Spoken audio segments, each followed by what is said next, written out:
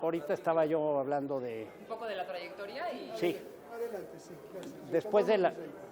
Después de la privatización de Telmex, el ex rector del ITAM, el doctor Javier Beristain Iturbide, lo nombraron director de finanzas del Departamento del Distrito Federal.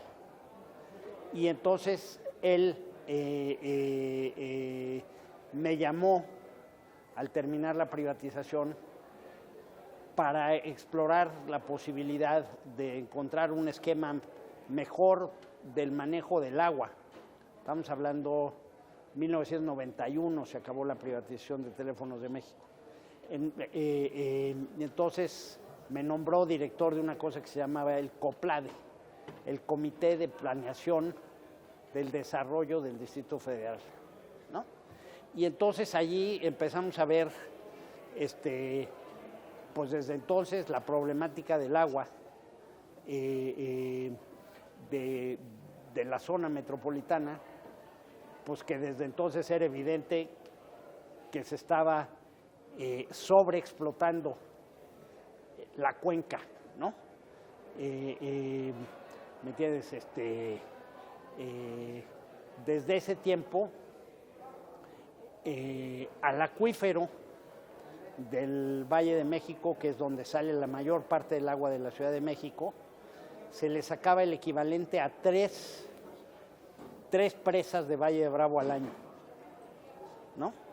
Y sin embargo, pues la presa pues no se alcanzaba a rellenar, ¿no? A pesar de que el agua se sacaba fundamentalmente de pozos.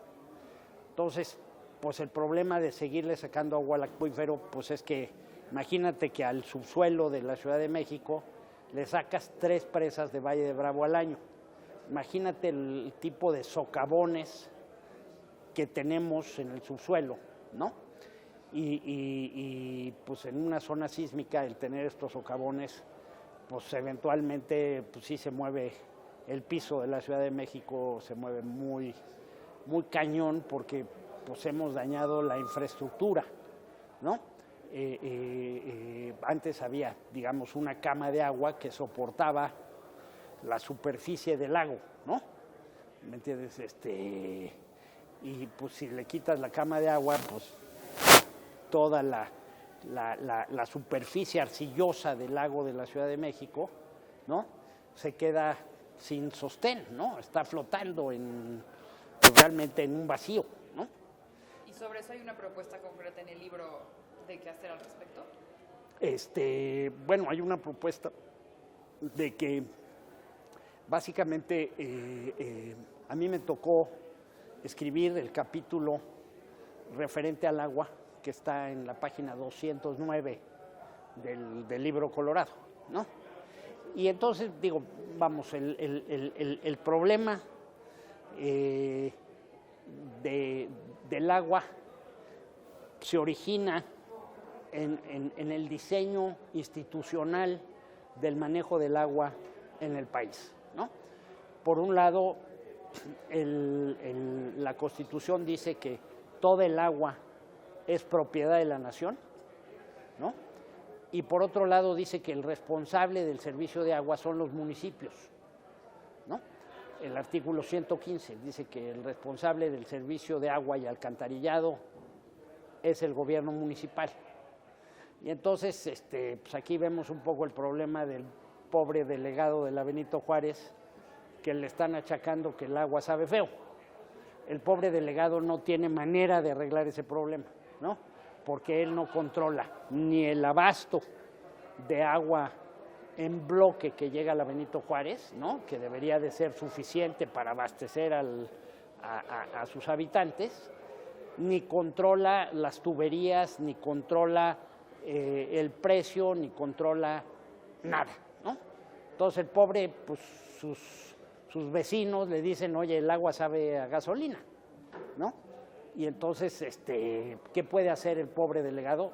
Absolutamente nada como está organizada el agua, ¿no? Sin embargo, pues sí debería de haber un responsable de por qué el agua sabe a gasolina en la Benito Juárez, ¿no? y eso tiene que ver con la organización de la industria, ¿no? O sea, la organización de la industria del agua, el gran problema es que el agua no tiene precio. ¿Me entiendes? Aquí todos los que estudiamos aquí en el ITAM, pues sabemos que cuando sube el precio baja la demanda, ¿no? Y se racionaliza el uso, ¿no? ¿Me entiendes? La organización industrial del agua actual no se presta para que haya un uso racional del agua porque el agua no tiene precios, ¿no? Entonces,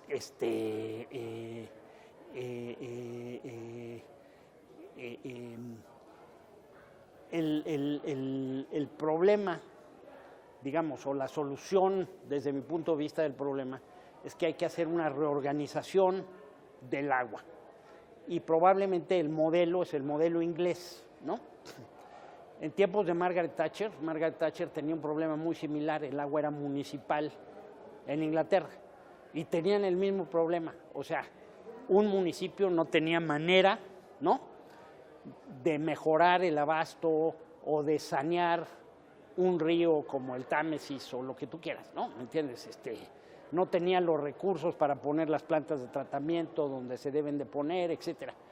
Entonces, ¿qué se hizo en Inglaterra? Fue decir, el agua se debe organizar por río, por cuenca, ¿no? Y entonces se crearon organismos de cuenca, ¿no? Agua del Támesis, agua del Severn Trent, agua, ¿me entiendes?, de cada uno de los ríos, y esos se volvieron entidades responsables de preservar las cuencas, ¿no?, y de ponerle un precio al agua, ¿no? Entonces el agua, obviamente el agua en una región donde el agua es escasa, digamos Nuevo León, ¿no?, obviamente el precio del agua tiene que ser más caro que en un lugar donde hay mucha agua, digamos en el río Grijalva, donde, pues vamos a decir, en principio el agua debería de ser muy barata porque hay mucha, ¿no? No está entubada y no está purificada, ¿no? Pero agua sí hay. Y el mismo problema es aquí en la Ciudad de México. Aquí en la Ciudad de México cae 4 veces más agua de la que consume la ciudad. Agua de lluvia, ¿no? Entonces este era un lago, ¿no? ¿Y qué hacemos con el agua? La tiramos al drenaje profundo, se va sin ninguna clase de tratamiento al río Pánuco, ¿no? Y el río Pánuco recibe todo el agua sucia de la Ciudad de México. De eso debería de ser un recurso económico absolutamente impresionante para todas las entidades aguas abajo, si tuvieran agua potable que saliera de la Ciudad de México, ¿no? E inclusive el agua se podría tratar y regresar a la Ciudad de México, ¿no?, en vez de pensar que la vamos a traer pues me entiendes, de otro lado de Veracruz, de Tecolutla. Decían que había que traer el agua de Tecolutla hacia México, hay que subirla, ¿no?, la Sierra Madre, ¿no?, para poder tener agua de otras fuentes, ¿no?, cuando tienes una gran fuente de agua que es la lluvia de la Ciudad de México. Pero nadie tiene la capacidad económica de hacer, pues me entiendes,